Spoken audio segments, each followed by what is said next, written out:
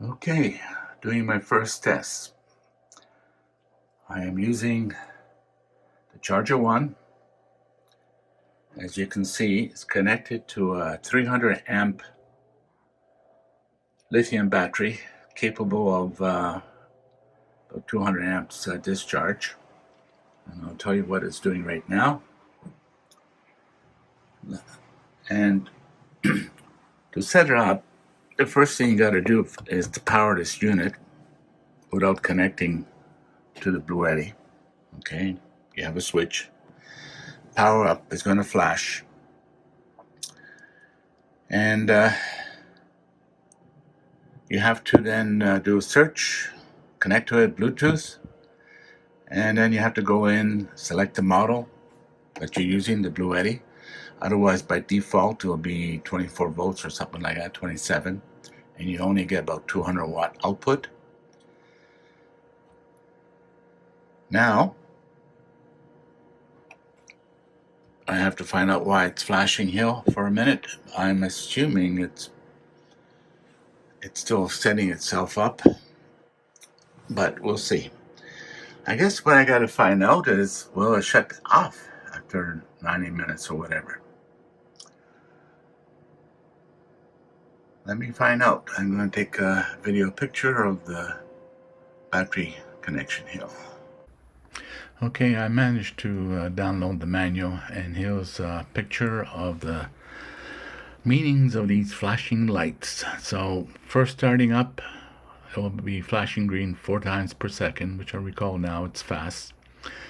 And once the connection is made, it's happy, it goes steady green. Then when you see it flashing green once per second, then it's charging. Then after that, if you see it steady green, charging is complete. And there's a whole bunch of other ones. So any mention I make later on in the video that doesn't match this, you know the correct interpretation of what these flashing lights are. And because I download this information after the fact. Okay.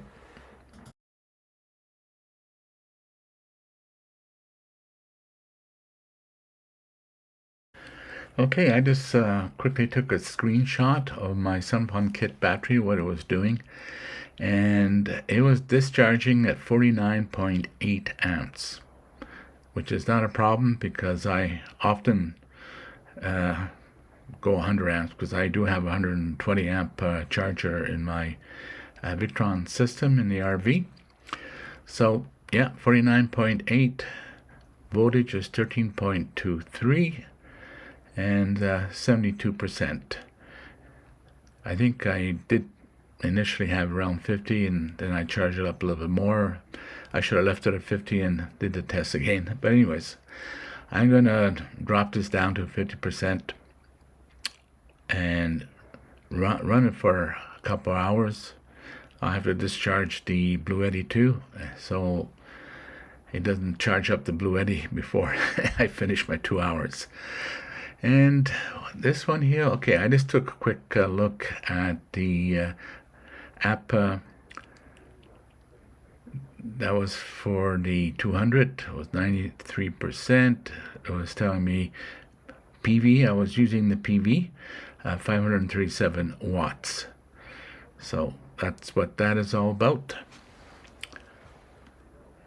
And of course, there was no DC AC load. And estimate charging time at this rate would have been 11 minutes. Okay. Okay, I took another picture. This is the Charger 1. And it told me there was a new firmware available. Tap to upgrade. And you know something? I went ahead and did that. And didn't object. And it apparently kept on going afterwards. So that was good. And let's see what the next one has to say. There you go. Upgrade successful. Please reconnect to the device. I'm just trying to remember. Did I do anything? I think this happened automatically.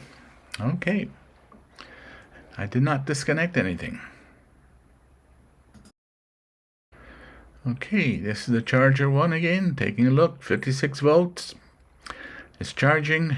There's a silent charging option. Charging voltage tells me it's set for 56. And it says 12.2.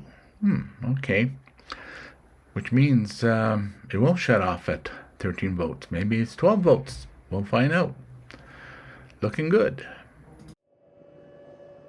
Okay. Let's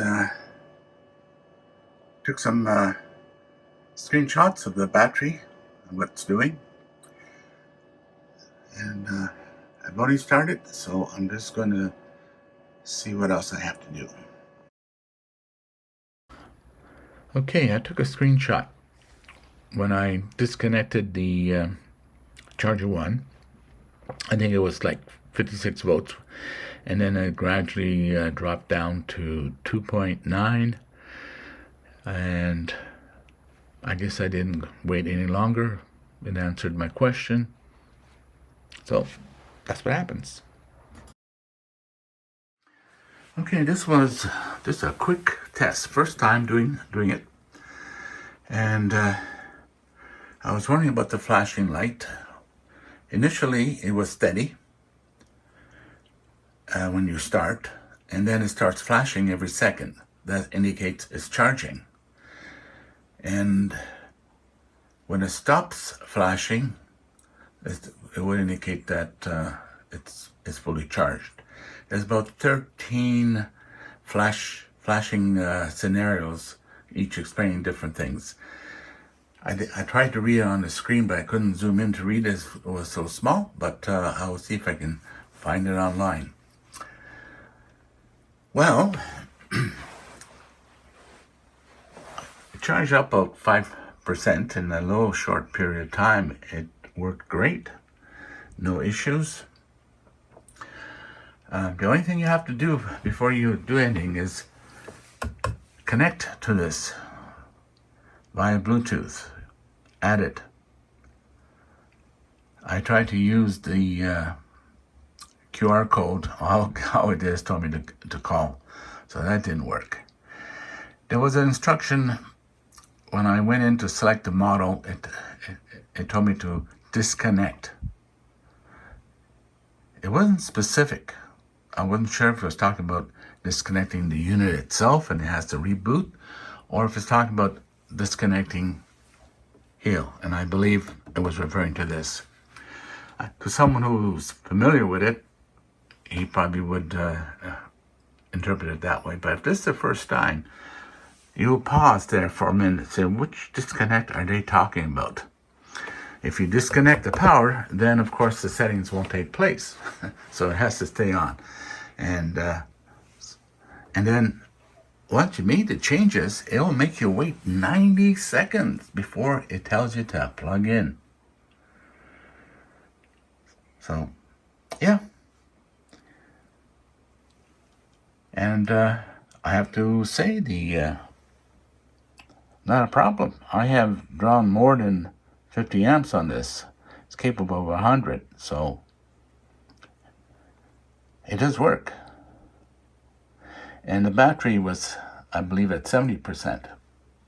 I purposely didn't want to charge it up because I want to see how it'll work when it's half charged. I think it was, I had it at 50% one time.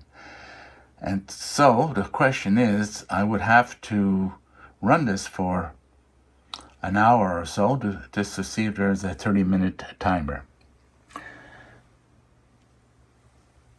I'm thinking it will not shut off long as it doesn't drop the voltage. And I believe it's like 13 volts or something like that, which of course it will stay at that voltage on the battery. So it looks promising. I'm still waiting for another cable so I can do the DC verification that it works the way I suspect it will. As for the solar panel, yeah, I don't expect too much because of the low voltage. The only thing I could figure, I'll probably have to get my 13, 14 volts boost it to maybe 56 or something like that. I'm not sure. And also I was thinking, what if I was using a 48 amp lithium battery?